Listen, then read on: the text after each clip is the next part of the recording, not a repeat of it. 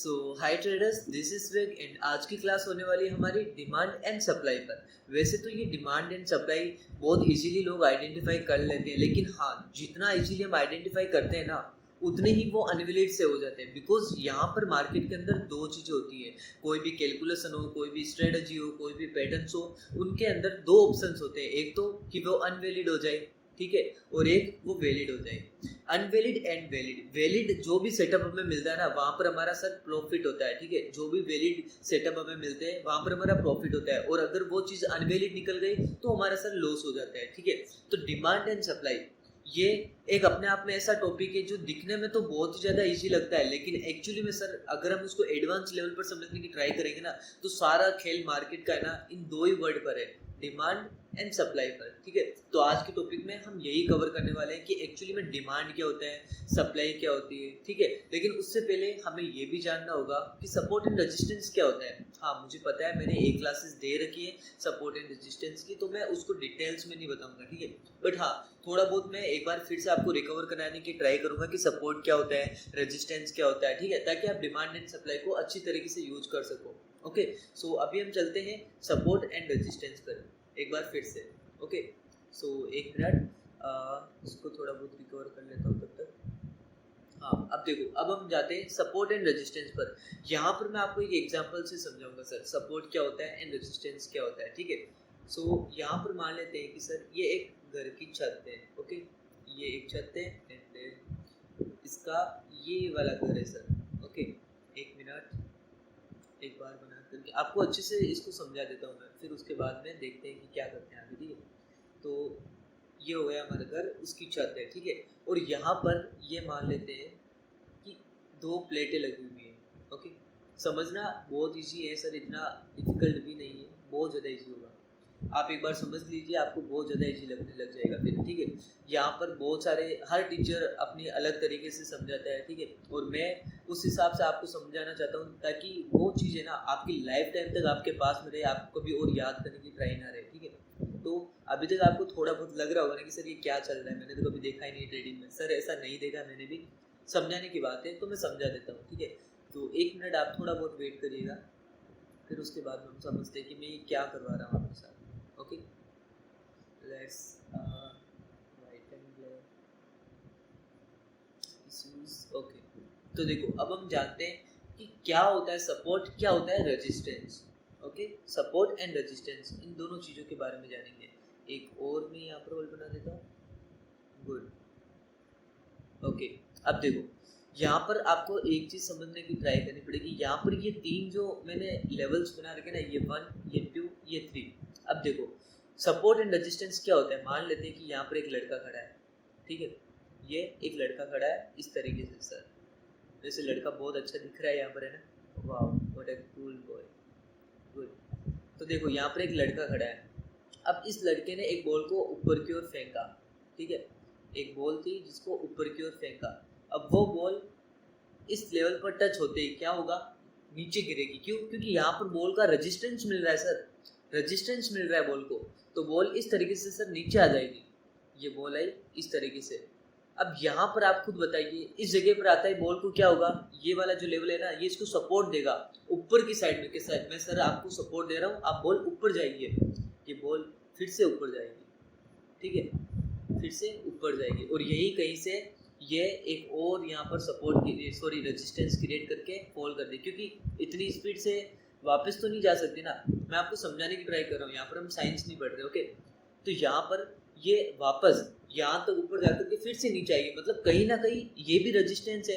ये अगर R1 था, ठीक है, ये R1 था, रेजिस्टेंस फर्स्ट था, तो ये हमारा हो गया रेजिस्टेंस सेकंड। समझने की ट्राई कीजिएगा आप, ये हमारा R1, ये हमारा R2, फिर उसके बाद में ये बॉल फील्ड से इस तरीके से नीचे गई, ठीक है। और जाने के बाद में पहला सपोर्ट कौन सा था सर, ये वाला S1, क्योंकि यहाँ पर ये सपोर्ट लिया तभी तो ऊपर गया ना, तो ये S1 हुआ। अब ये बॉल जाती जाती क्या हुआ कि ये सपोर्ट जो 1 था ना, S1, ये थोड़ा सा क्या हुआ कि मतलब ये कमजोर हो गया, वीक हो गया, तो बॉल इसको तोड़ के नीचे चली गई, ठीक है। तो इस तरीके से नीचे चली गई ये बॉल। अब फिर से इसको और टच किया, मतलब ये एक और सपोर्ट, ये बॉल इसके नीचे गई तो ये सपोर्ट 2 बन गया ना, S2, ठीक है। तो ये S2 बन गया सर। तो S2 बनने के बाद में फिर से ये ऊपर गया इस तरीके से। अब यहाँ पर S1 भी था, लेकिन अब बॉल जब ये S2 को सपोर्ट लेकर के ऊपर गई ना, तो ये जो S1 था ना, जो इस बॉल के लिए S1 था, ठीक है, वो इस बॉल के लिए क्या बन जाएगा सर, R3, रेजिस्टेंस 3 बन जाएगा, क्योंकि फर्स्ट टाइम रेजिस्टेंस यहाँ लिया, सेकंड टाइम रेजिस्टेंस यहाँ लिया तो R2, and third time resistance यहाँ पर लिया तो R3, ठीक है। तो इस तरीके से सपोर्ट एंड रेजिस्टेंस मार्केट के अंदर बनते रहते हैं, ठीक है। और इन्हीं सबको देखते हुए हम ट्रेड करते हैं, हम हमारी सारी कैलकुलेशन को अप्लाई करती हैं, ठीक है। तो आई थिंक आपको समझ में आ गया होगा कि सपोर्ट क्या होता है, रेजिस्टेंस क्या होता है। और एक चीज़ सबसे इंपॉर्टेंट ये भी समझना होगा कि अगर जैसे ये S1 था, पहले यहाँ पर फेंका, रेजिस्टेंस लिया, नीचे गया, ठीक है, अब यहाँ से वापस सपोर्ट मिला ऊपर की ओर, तो दूसरी बार में सपोर्ट को तोड़ दिया ना अगर, तो सपोर्ट को तोड़ के फिर से सपोर्ट को टच करने के आए ना, तो वो रेजिस्टेंस बन जाएगा, ठीक है। एक सपोर्ट एक रेजिस्टेंस अलग अलग नहीं होते सर, जो लेवल होते हैं ना, इसे हम कभी भी सपोर्ट रेजिस्टेंस नहीं कह सकते, इसे हम हमेशा यही बोलते हैं कि ये एक इंपॉर्टेंट लेवल है, बिकॉज एक लेवल सपोर्ट भी हो सकता है और रेजिस्टेंस भी हो सकता है। जैसा कि ये वाला केस में आपने देखा होगा, पहले तो S1 बना, इस बॉल के लिए सपोर्ट बना, ठीक है, और फिर इसी बॉल के लिए ये रेजिस्टेंस बना और नीचे गिरा दिया। समझ आ रहा है ना, एक ही लेवल सपोर्ट भी हो सकता है, रेजिस्टेंस भी हो सकता है। तो आई थिंक ये चीज़ें आपकी अच्छे से क्लियर हो चुकी है, ओके। तो अब हम नेक्स्ट आगे बढ़ते हैं कि अब डिमांड एंड सप्लाई ये चीज़ें क्या होती है ना, बहुत इंटरेस्टिंग चीज़ है सर, डिमांड एंड सप्लाई भी बहुत इंटरेस्टिंग है। तो उसको भी पहले समझ लेते हैं कि क्या डिमांड होता है, क्या सप्लाई होता है। तो यहाँ पर मैं फिर से 2 लेवल क्रिएट करने की ट्राई करता हूँ। अब यहाँ पर बस होता है कि सर आप तो कुछ ज़्यादा ही इजीली समझा रहे हो। देखो, इजीली समझाने का मतलब ये था कि आपको सर आपके सामने जो चीज़ें हो ना, और उन्हीं की हेल्प से, उन्हीं की यूज़ करके आपको मैं समझाऊंगा ना, तो सर आपको बहुत ज़्यादा समझ में आएगा, ये मेरी गारंटी है सर, ठीक है। तो अभी देखो, यहाँ पर मान लेते हैं कि ये हमारा था सपोर्ट का एरिया, ठीक है, ये हमारा था सपोर्ट का एरिया, और ये हमारा था सर रेजिस्टेंस का एरिया, गुड। अब देखो, सपोर्ट को ही हम क्या बोलते हैं, डिमांड एरिया, सपोर्ट को ही हम डिमांड एरिया बोलते हैं, और रेजिस्टेंस को हम सप्लाई का एरिया बोलते हैं, ठीक है। ये दोनों एक ही चीज़ होती है, बस समझने में थोड़ा बहुत फर्क होगा, मैं दिखा दूंगा क्या डिफरेंस है इनके बीच में, ठीक है। तो सपोर्ट को हम डिमांड एरिया भी कह सकते हैं, रेजिस्टेंस को हम सप्लाई एरिया भी कह सकते हैं, सप्लाई एरिया भी कह सकते हैं। तो देखो, यहाँ पर डिमांड का मतलब क्या होता है, एक छोटी सी कहानी की हेल्प से मैं आपको दिखाता हूँ कि सर डिमांड का मतलब होता है क्या है। बहुत कूल वाली कहानी होगी सर, समझना आप एक बार। यहाँ पर मान लेते हैं, ठीक है, यहाँ पर सर हम मान लेते हैं कि एक आइसक्रीम की फैक्ट्री है, ठीक है। तो चलो मैं आइसक्रीम की एक फैक्ट्री बना ही देता हूँ सर आपके लिए। आपको खाना है ना आइसक्रीम, तो बहुत अच्छी लगती है, और गर्मियों का सीजन भी चल रहा है, तो आइसक्रीम तो खाना ही पड़ेगा भाई, ओके। तो ये मैंने बना दी एक आइसक्रीम की आइसक्रीम की फैक्ट्री, है ना। अब इस आइसक्रीम की फैक्ट्री में ना क्या है कि बहुत सारी आइसक्रीमें बनती रहती है ना। अब बहुत सारी आइसक्रीमें बनती, तो आपको पता है क्या करना पड़ेगा इन आइसक्रीम का, इनको सेल करना पड़ेगा, ओके। तो ये आइसक्रीम वाला अपनी जो भी उसका कोई कार है, जिससे भी वो अपना आइसक्रीम का बिजनेस चला रहा है, ठीक है, जिससे वो सप्लाई कर रहे हैं लोगों के पास जाकर के। जैसे मान लेते कि एक छोटा सा मान लेते कि एक छोटी सी कार है, ठीक है, उस कार के अंदर आइसक्रीम वाला बैठा है, और वो आगे जाकर के उसको सेल करने के लिए गया। अब यहाँ पर ये फैक्ट्री से कितनी आइसक्रीम लिया था सर, यहाँ पर मान लेते कि 50 आइसक्रीम लिया था, ठीक है, 50 आइसक्रीम लिया था। यहाँ पर यह आइसक्रीम की एक फैक्ट्री है, और इस लड़के ने यहाँ से 50 आइसक्रीम ले ली ताकि वो आगे जाकर के बेच सके। फिर वो आगे चलता गया।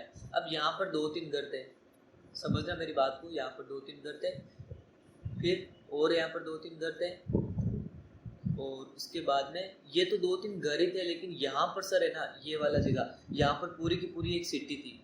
यहाँ पर हजारों लाखों करोड़ों यहाँ पर लोग हैं, समझने की ट्राई कीजिएगा। तो देखो, ये बंदा यहाँ से 50 आइसक्रीम लेकर के बेचने के लिए ऊपर गया, तो यहाँ पर 3 घर है ना, 3 घर के अंदर अंदर ही उनकी 10 आइसक्रीम सेल हो चुकी थी। अब कितनी बची, 40, और ऊपर गया, और ऊपर गया। अब यहाँ पर और 10 आइसक्रीम खरीद ली इन घरों ने मिलकर, तो अब इसके पास में कितनी रही, 30। अब यहाँ पर जब गया ना, पॉपुलेशन तो इतनी सारी, आइसक्रीम 30, तो यहाँ से जस्ट यहाँ पर शहर के आउटसाइड में पहुँचने से पहले ही वो 30 आइसक्रीम सेल हो चुकी थी। तो अब बताओ, ये बिना आइसक्रीम, मतलब अब इसके पास में कोई भी आइसक्रीम नहीं है, इसके पास में सिर्फ पैसा बचा है सर, है ना। पैसा बचा है। तो आप मेरे को एक चीज़ समझाने की ट्राई कीजिए, अब इसके पास में आइसक्रीम भी नहीं है तो क्या ये ऊपर जाएगा? क्यों जाएगा? अपना पेट्रोल क्यों खराब करेगा यार? ये वापस आएगा, ये वापस आएगा कहाँ पर? जहाँ इसकी फैक्ट्री थी। तो इस तरीके से ये इसका रेजिस्टेंस फेस करके वापस आता है, ठीक है। क्योंकि यहाँ पर सप्लाई पूरी हो चुकी थी, जो भी उसकी 50 आइसक्रीम थी ना, यहाँ पर 10, यहाँ पर 10 और यहाँ पर 30, सप्लाई पूरी हो गई। अब सप्लाई यानी कि खरीदने वाले लोग तो बहुत सारे हैं, ठीक है, खरीदने वाले लोग बहुत सारे हैं, लेकिन बेचने के लिए कुछ है ही नहीं, तो उसको नीचे जाना पड़ेगा, फिर से इस आइसक्रीम वाली फैक्ट्री के पास जाना पड़ेगा।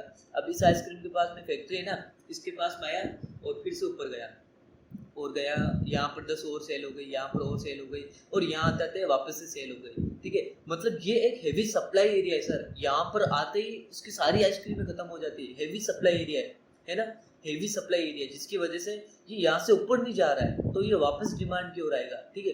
तो ये इस तरीके से कुछ सप्लाई एंड डिमांड का गेम मार्केट के अंदर भी चलता रहता है, कि यहाँ पर जैसे अब हम लेते हैं हमारे राइट वे के अंदर मार्केट को देखते हुए, ठीक है ना। अब हम मार्केट के ऊपर ये चीज़ समझने की ट्राई करते हैं। तो ये यहाँ से ये, अब देखो इसको हम मार्केट के नज़रिए से देखते हैं कि क्या होता है।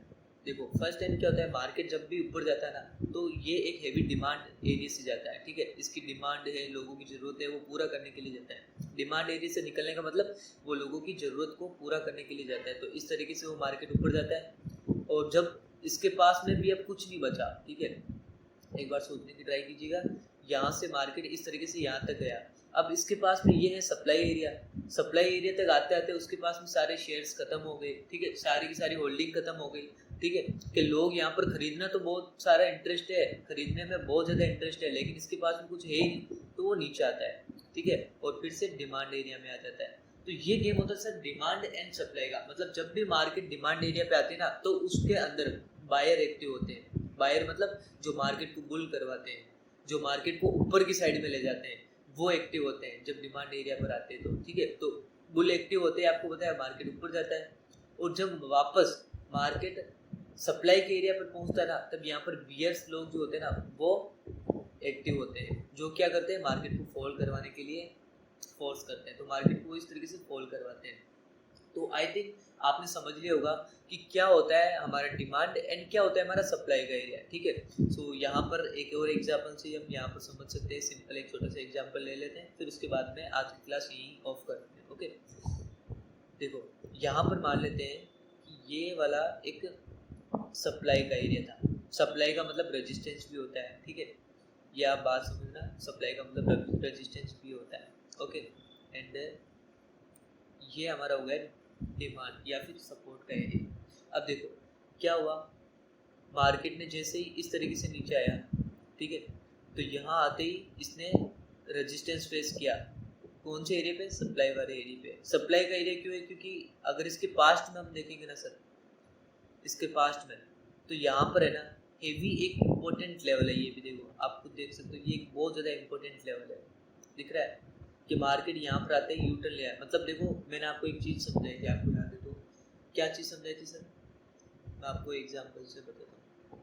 मैंने आपको अभी अभी पहले एक चीज़ समझाई थी कि अगर मार्केट किसी सपोर्ट को तोड़ देता है तो वो उसी के लिए रेजिस्टेंस बन जाता है। देखो पहले तो ये वाला सपोर्ट था, लेकिन ये नीचे तोड़ करके ऊपर आया ना इसको टेस्ट करने के लिए, तो ये इसके लिए रेजिस्टेंस फेस हो गया और वो नीचे फॉल करवा दिया। समझ में आ रहा है ना मेरी बात, ठीक है। तो यहाँ पर इस तरीके से चलता है, जैसे ये फिर वापस आया, रेजिस्टेंस फेस किया नीचे, लेकिन यहाँ पर क्या हुआ, तोड़ करके ये सपोर्ट बन गया वापस से ऊपर। तो कोई भी एक लेवल सपोर्ट भी बन सकता है, रेजिस्टेंस भी बन सकता है, डिमांड एंड सप्लाई भी बन सकता है, ओके। तो यहाँ पर क्या हुआ था, सप्लाई का एरिया था नीचे, सप्लाई का एरिया था नीचे फॉल करवा दिया, सप्लाई का एरिया था नीचे फॉल करवा दिया, डिमांड का एरिया था ऊपर की ओर, डिमांड का एरिया था अपसाइड का मोमेंटम, ठीक है। तो ये होता है सर मार्केट के अंदर demand and supply, support and resistance का काम, ओके। तो demand and supply and support and resistance I think आपको बहुत अच्छी तरीके से समझ में आ गई होगी। और R1 कैसे बनता है, R2 कैसे बनता है, कोई भी सपोर्ट रेजिस्टेंस कब बन सकता है, कोई भी रेजिस्टेंस सपोर्ट कब बन सकता है, आई थिंक ये सारी चीज़ें भी आपको अप्रूवल लगी होगी और आपके लिए बहुत ज़्यादा हेल्पफुल रहेगी सर। ये चीज़ें आप नोटिस करता है, बस बहुत ज़्यादा इंपॉर्टेंट होगी आपके लिए, ठीक है। तो ये क्लास सर यही पेंट करते हैं और आगे हम इसके बारे में और भी ज़्यादा एडवांस लेवल पर समझने वाले हैं कि डिमांड एरिया, सप्लाई एरिया, ये जो भी चीज़ें ना, ये कैसे पता लगता है कि ये एक हैवी डिमांड एरिया है, कैसे पता चल सकता है कि ये एक हैवी सप्लाई का एरिया है, ठीक है। सो अभी ये क्लास हम यहीं पे ऑफ करते हैं एंड मिलते हैं अब नेक्स्ट क्लास के अंदर।